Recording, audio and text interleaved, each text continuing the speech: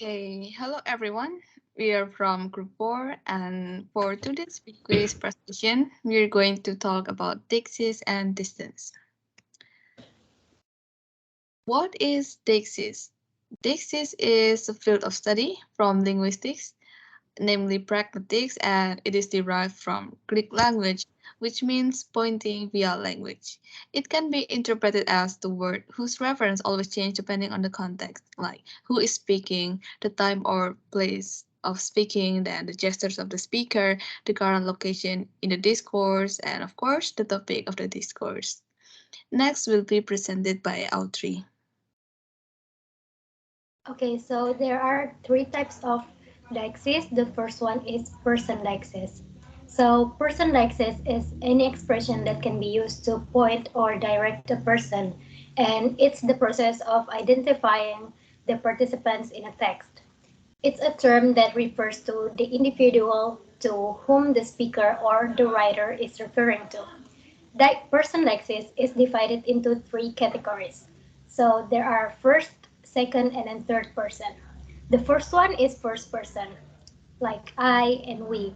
The first person deixis is a reference that is expressed in single pronouns and plural pronouns, like myself and mine, and refers to the speaker or both the speaker and the referent grouped with the speaker itself. And the second is second person, like you.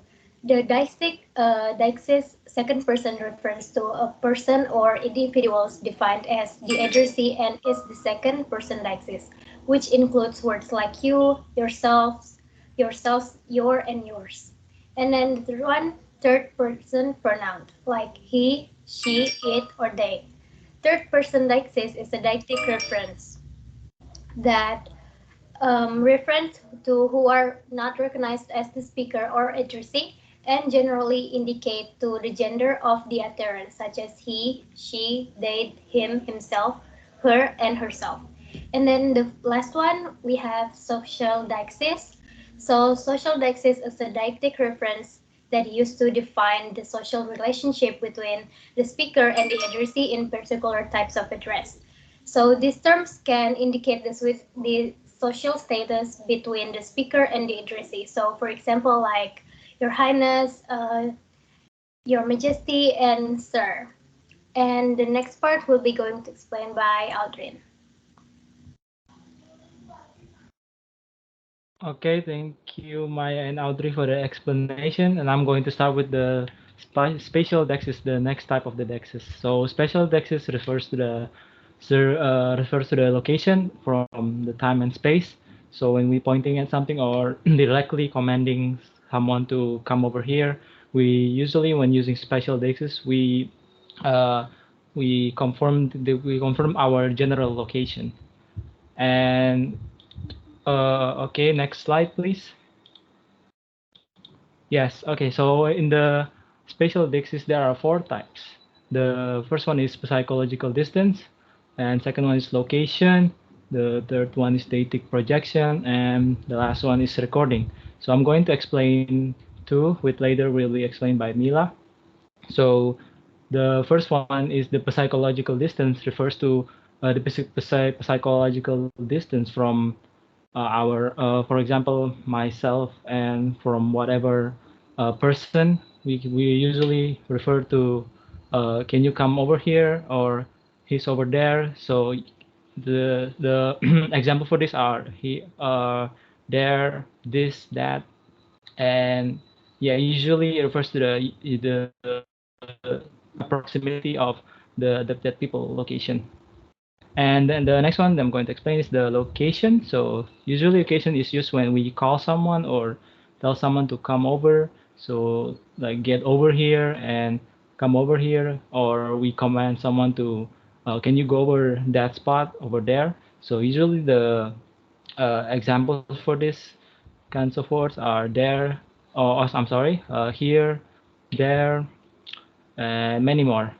And okay, I think that's it. And the next one is going to be explained by Mila, the last one.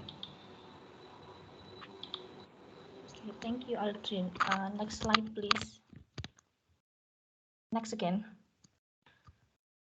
So the other example of spatial taxes is deictic projection. Deictic projection is used to manipulate a location while projecting or showing the meaning of different words. In deictic projection, the speakers are projecting themselves into other locations, time, or shift person reference. For example, listening to recorded utterances on telephone answering machines, such as "I'm not here right now," is one of example of deictic projection. As a result, the speaker projected that the voice recording would be applied to each time someone tried to call, not only when the voice was recorded. The other examples of deictic projection are storytelling and literary works. In storytelling, the storyteller is the one who tried to project the story in the mind of the listener. Meanwhile, in literary works, the author is the one who try to project what is actually happening from the author's point of view in reader's mind. And we also have recording.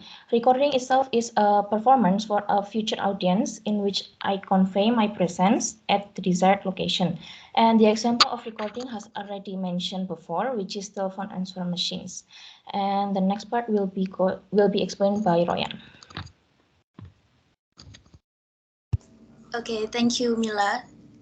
So the next material is about temporal deixis or time deixis. So temporal deixis is an expression to point a time. For example, here, like calendar time, clock, or hours time, is included as non-deictic temporal reference. An expression such as today, tomorrow, yesterday, now, soon, the next week are included as the temporal reference, where the time doesn't refer to a predetermined time. It can be treated as objects that move toward us or away us. Also, there is the distal expression then. It applies to both past and future time relative to the speaker's present time. The next slide, please. Okay, so for the example of temporal deixis, there is a flyer from pizza restaurant. So if you go to the pizza restaurant and see this kind of flyer, and you go back to the pizza restaurant on the next day and you still see the flyer, technically the promo should still be going on because it says today. It will be different if the flyer has a clear date description. For example, buy one free one for today, 28 March. So the promo only lasts on March 28. The next part will be presented by Nando.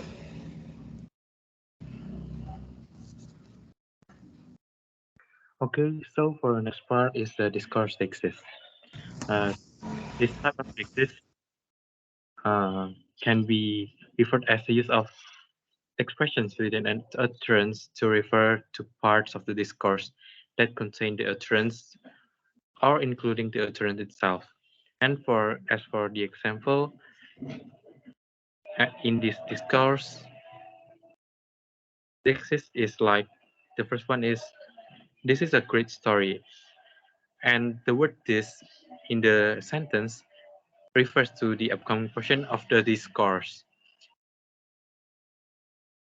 And the next and the next one is that was an amazing account, as that refers to a prior portion of the discourse or the opinion that has already presented before.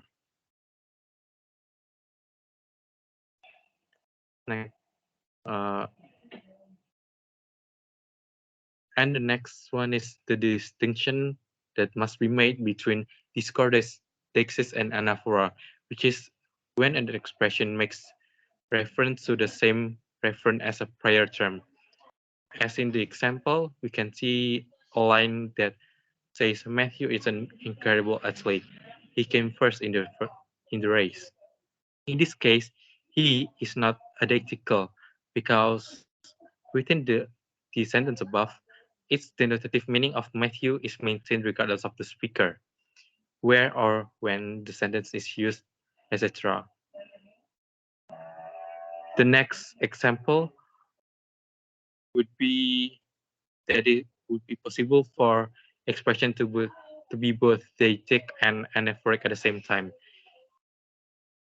Uh, and then example can be seen at the second line where I was born in London and I have lived here or there all my life.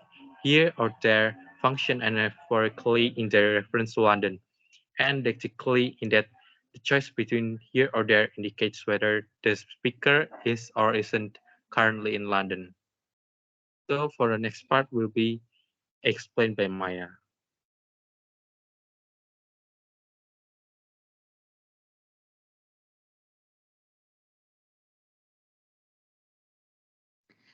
Okay, so about Deixis versus anaphoric. Anaphoric is an expression that can be found uh, in the sentences which is to express or stands for another word, phrase, or clause, or maybe sentence where the meaning is retrieved from the context. So here is an example.